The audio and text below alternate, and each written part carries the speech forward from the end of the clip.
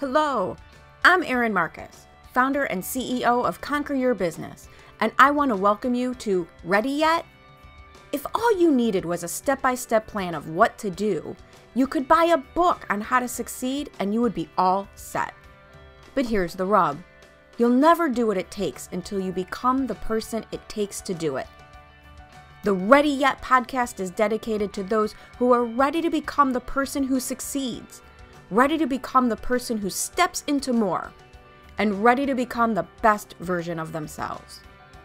In the I'm Ready interview series, join me for inspiring conversations with people who figured out who they needed to be in order to achieve their dreams, and were brave enough to be that person.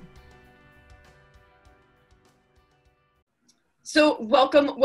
I am so excited for this episode of the Ready Yet podcast, where we are talking to people who understand that you will never do what it takes until you become the person it takes to do it. And I'm very excited today for Tish Times to be with me, because Tish was one of those people who was like just instantly my people.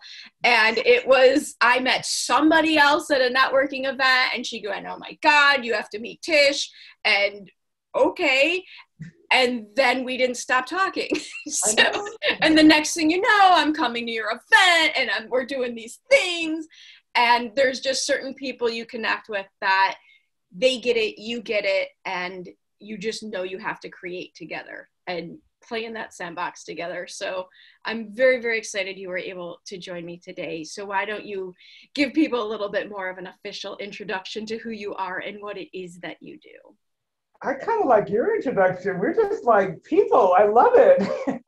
There's few people that I meet that it's just an instant connection. And because of what I do for a living, that says a lot. I'm a networking and sales expert. I teach people how to network more effectively, how to network profitably, how to shorten their sales cycle and all of that. So meeting people is it's my jam. It's what I do. But when we met, it was like, yeah, we're going to hang out. We're totally going to hang out. Where do you live? How could we move? I know. Oh, can I come over? That kind of thing. So I love for having me. Awesome. And I'm going to just jump in on one thing quick before we get to your personal story, because this is something my clients talk to me about all the time. And I love one of the things you said, networking profitably, because there is a lot of people who network. There's a lot of people, but they don't know how to translate the conversation about your kids and your dogs and you as a human being into profitable relationships for both people. So I absolutely love that you instantly, right out of the gate, meld those two things together, because they're not mutually exclusive. They're not. And I think we miss so much when we think we have to, when we put on a name tag, right? We go to an event, you slap on a name tag and you become a robot. And I'm like, stop doing that. Just be yourself. And this is the thing I think is really important, Erin, is that people will like you because of who you are. You don't have to pretend to be a quote unquote business owner, a professional, for people to be attracted to you and to hear your message and your values. So I'm just like, be you. People will love you because of who you are, and they'll buy from you because of that.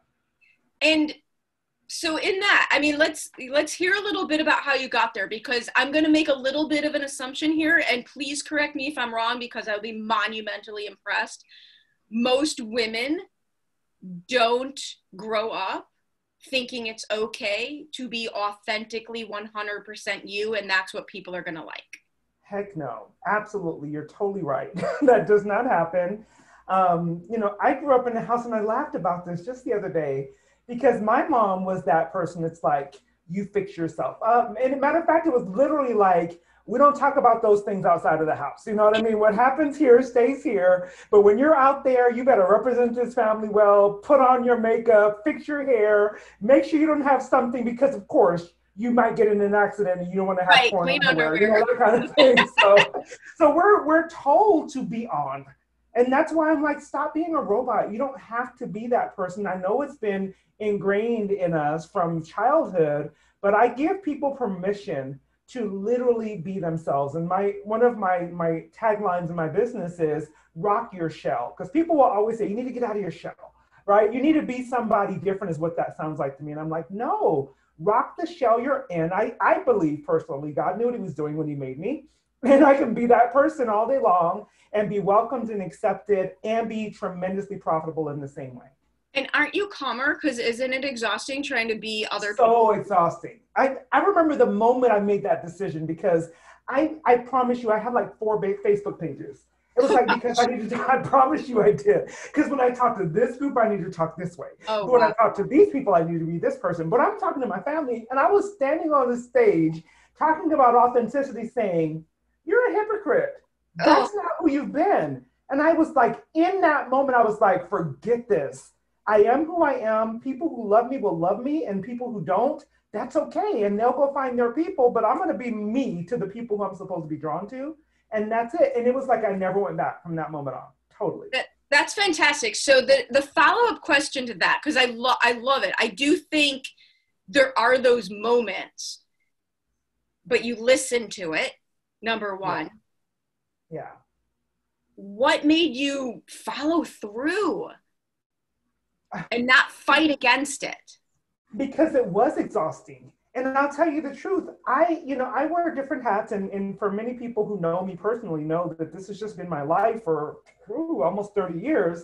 I am a business owner, of course, I'm a mom, I'm a wife, I'm also a minister. I have all these hats that I wear. And so it's exhausting. Like, let me talk to you this way, let me be this part. And I'm like, you know what? And I think this is the thing that made it easy for me, Erin, is I realized that in me being my authentic self, I was giving people permission to do the same. I saw people's shoulders fall when they were like, I can really be me? Oh my God. And I mean, I have these young people, I was in youth ministry for years, and I have these young people who've been watching my life. And I'm like, to give them permission at 15 to be themselves. And you know what I mean? It saves them all the drama that I went through my 20s and my 30s and all that stuff. So that's been the biggest thing for me. The realization that it's not just about me, that it's about the people who are also looking up to me. Well, and I also think you can use that. Yeah. So you can use that not just to realize the bigger impact, but you can use it as the stepping stool. If I'm not ready to do it for me yet, and I do it for someone else. And again, as a woman, that might be easier step for you. Yeah, without a doubt, we're givers, we're caregivers, you know what I mean? We want to be there for someone else. So in that way, it's like, there are people looking for you who don't even know you exist yet, and they'll never find you when you're pretending to be someone else. And so it's like, step into your authentic self, so the people who need you most, you can be there for them. You can be what they need. And so it's like, if I can't do it for me, let me do it for them. Absolutely. So what's been, people talk, I love to hear the dirty underbelly side of the, because it tells us we're not alone. Yeah. I have yet to meet somebody whose story isn't mirrored in at least another person. Right. What were as you made those realizations, and is your mom still in the corner going, oh my God, Tish, what do you think that you're doing? I had a little bit of that. I left a 6-figure business to my first business I owned, was a situation working with aging families. So I'm literally like working in people's basements, and I left that 6-figure income to go work in people's basements as far as my mother was concerned. And that's not a conversation you want to have. So how do you, what were some of those obstacles as you embraced more and more authentically you? I've always been on some level an entrepreneur. So I was like a Girl Scout, but I was like, I had to sell the most cookies. I was, you know what I mean? Then I was in Mary Kay. I mean, I've always on some level wanted to work for myself. I determined years ago that I'm unemployable. I don't want people telling me necessarily what to do. I know that sounds horrible, but it's just the truth. And so my mom was very traditional, and I love it. I love the fact that when I got home from school every day, she was there. For the majority of my life, she was a homemaker, right? She took care of our home. And so when I decided to be an entrepreneur, I think it was very scary for her. Nobody at that point in my family had ever owned a business, to my knowledge at least. And so I remember her saying things like, well, who signs your paychecks? Who's the person that's going to pay you? And when I tried to help her understand that, it was literally like, no, you're not being safe. You're not making good decisions. I wrote a book years ago. I wrote my first book and it had my picture on it. And I'm like, Mom, look, I wrote a book. And she's like, but who actually wrote it? And I'm like, I wrote my picture right there. Yeah, I'm like, I actually did that. And I think on some level, I really struggled because to me that translated, you're not doing what you're supposed to be doing. You're not upholding what I've taught you, or, almost like you're not good enough because you're not. And I take really good care of my husband. We just celebrated 25 years and had a fantastic vow renewal. So, I mean, I don't know. I struggled with, I need to be different, not even better. I need to be different in order to be pleasing to my mom. And it took me years to get beyond that and not feel like I couldn't be myself, because I am at my best when I'm creative and helping people and doing the work that I love to do and I've been privileged to do for almost 20 years now.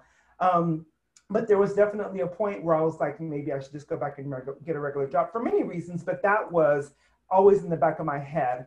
And, walking into my mom's room, she's unfortunately passed in May of this year, but going in there almost like, are you proud yet? That kind of feeling.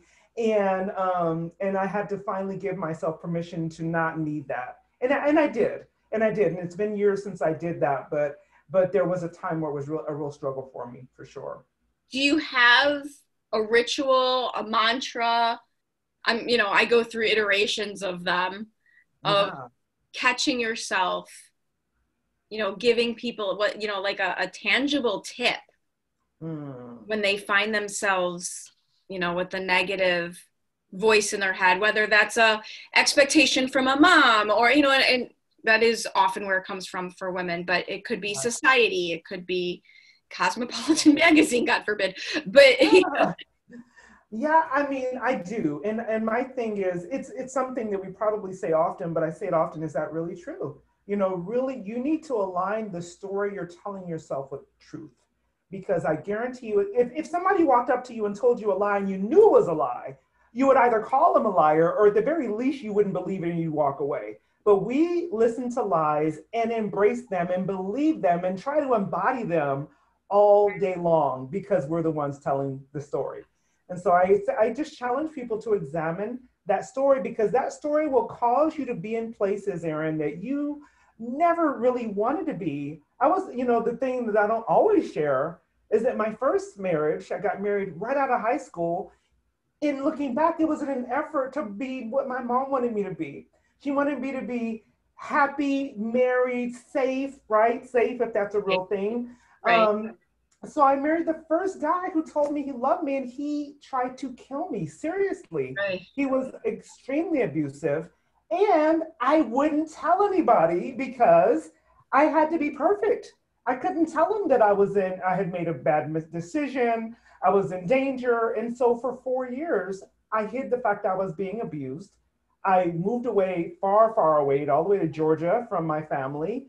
But looking back, it was an effort for me to be like, look, I'm married, I'm happy, I'm taken care of. And it was a miserable, dangerous mess because I didn't examine that story and tell it that it was a lie. And I think, sometimes it takes that extreme example to teach us a lesson, because we don't get it when it's not that large. When it's not that large is, look at what I'm putting myself through just to meet somebody else's expectations. Yes. That we're not actually really meeting, because we're not telling them the truth about the situation anyway. So we're not actually okay, so look at the situation I've put myself in to pretend to meet expectations. So true. Absolutely. I mean, I just literally, and I hope that the people who will hear this important piece. It's like, if at the end of the night, you can't lay your head on your pillow and feel like, you know what, I honored my values. I feel good about the decisions that I've made, even when we make mistakes. You know what I mean? Because I blow it, but it's like, okay, but nobody was hurt in the process, and I wasn't doing it in order to literally uphold a lie. Right? Maybe I'll make a different decision tomorrow, but at the end of the day, I'm not trying to be someone who I'm not. in an effort to please someone who probably could care less anyway. That's what I kind of have to look at it as. Absolutely. And I think, it's interesting. So I grew up in Chicago, and this is one of the things I always remember. I grew up in Chicago and close to the suburban border. But at the time, we wouldn't be caught dead going into the suburbs. We were city kids. So of course, and one of the things I always remember is my suburban friends, which were really the children of my mother's friends, did all these things to fit in and look alike. Yeah. And in the city, all we were trying to do was be different. Yeah. Crazy. All we were doing was trying to, and we were probably all ended up looking the same in our efforts. Right? Yeah, because then we copy each other at that point. But you do wonder this huge expectation and these stories, and where do they come from? I wish. Yeah, I wish we could figure out a way to root it out before it becomes a major problem. And I was very intentional with my boys. I don't have any daughters, not by birth. I have lots that I have kind of adopted, but I raised 3 men, and I'm done. They're all gone. I'm like, we did it, babe. They're all good. Look at all these good grown-up men out there. Right. But I'm just like, man, I had to be so intentional with them to give them that permission to be themselves. And Lord knows, sometimes I think we did too good of a job.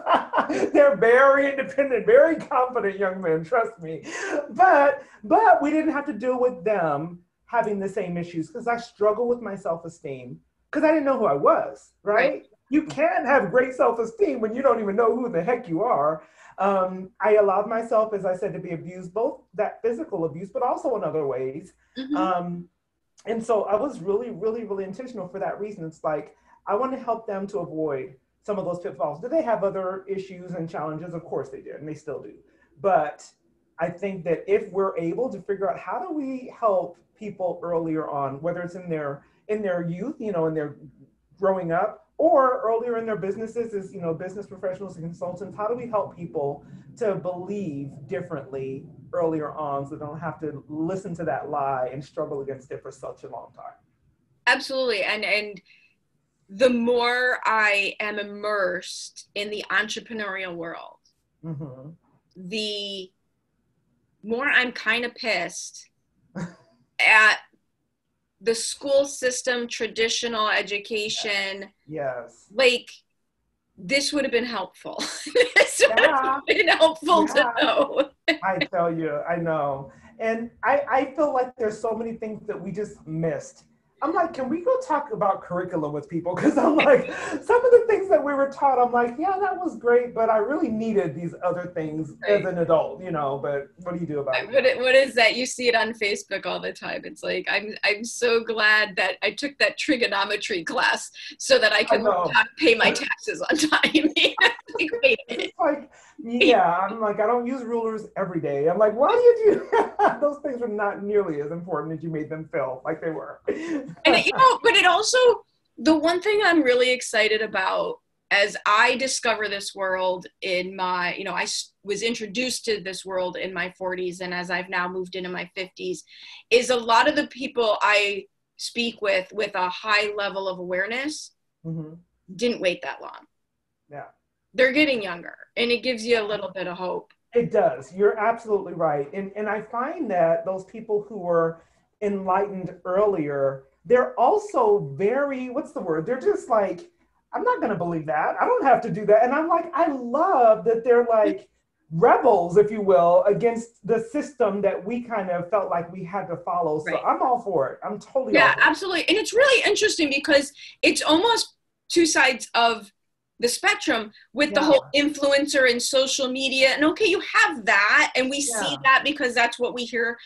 But when you really start to speak to individual people in those age groups, they're way, way, way more aware than we ever were. No doubt. No doubt. My youngest son he'll be 22 next week. But, he's in sales. Wonder where he got that from, right? But, he had no choice. But he is, his thought process is so different than mine was. it took me years to get, to where I am right now. And I'm like, at 22, how are you thinking this way? How are you approaching people differently? How are you seeing things, just from a very different perspective? And I'm so grateful for it, because I'm like, he's miles ahead of where I was at his age, for sure. For sure. Yeah. And, because they've been exposed to more because of access to more. That's true. That's true. I definitely agree with that. Yeah. Awesome. So if you could give, and I know we've been talking a lot about just embracing the authentically you, but if we wanted to leave folks with a tip, a story you've been through, something they can really grab onto in their efforts. Yeah, I would definitely say to utilize the time that you have wisely. I think that we spend a lot of time trying to figure things out, and it's like trusting that you already know, if that makes sense. So frequently I find people, they go from this class to this class to this class, from this coach to this coach to this coach. And I appreciate learning and I appreciate coaching. That's what I do for a living. But by the same token, at some point, you're going to have to believe that you have what you need. You're going to have to believe that you have the information on the inside. It may take work to be able to tap into it, but I firmly believe that if you would believe that you already have what you need and begin to take action on that, you can learn along the way. The things the gaps that you might have, that you're never going to even recognize them while you're still sitting still. My husband always says, you can only redirect a car that's moving. A parked car, you can't do anything with. Right. And so, take action on what you already have and believe that you're going to learn the things that you need to learn along the way. And you will be able to find the mentors, the coaches, the teachers, the people that will be there for you. But so long as you're in that stage of eternal learning, you can't change the lives that you are called to change. You can't make the impact you're supposed to be making. And I want people to believe bigger, to believe better, to think that they can do something beyond where they currently are. I love it. I absolutely love it. It's the taking action, and you can learn and grow and take the action along the way. And at the same time, yeah, I agree. That's I love it. Believing bigger. I mean, how can you find something to end with that's better than that? Yay. So seriously, thank you so much for sharing your tips, but also being vulnerable and open and sharing your story, because like I said, your story is a lot of people's stories. It's great to know that we're not alone, that none of us are perfect, that it's always process and progress. Yes. And, shining the light for other people to take action as well. Yay. So we're going to put it in the show notes, but if you want to give us one quick way to get in touch with Tish so that people want to continue this conversation, what is the best way for people to do that? So my name is everywhere. If you go on any social media platform, look for Tish Times, you'll find it. And if you prefer to do it a different way, just go to tishtimes.com and all my contact information is there. Awesome. We will make sure people know how to get a hold of you. Thank you. Thank you again so much for joining me. This was awesome. It was so much fun. Thank you, Erin. Thank you. Thank you so much for joining me on the Ready Yet podcast. I get so motivated by the amazing accomplishments of the remarkable people I meet, and I'm excited to be able to share some of their stories with you. You can find more episodes of Ready Yet at your favorite source for podcasts or at conqueryourbusiness.com. And if you've already decided that you are ready to become the person you need to be to achieve your big goals, feel free to reach out to find out how I can support you in your efforts. Or check out the Work with Erin page on the Conquer Your Business website. I also invite you to share this podcast with anyone you know who loves to learn and be inspired. And if you're so inclined, I'd be absolutely grateful for any reviews you'd like to share as well. Thanks again for joining me. This has been Erin Marcus, hopefully inspiring and helping you to go conquer your big dreams.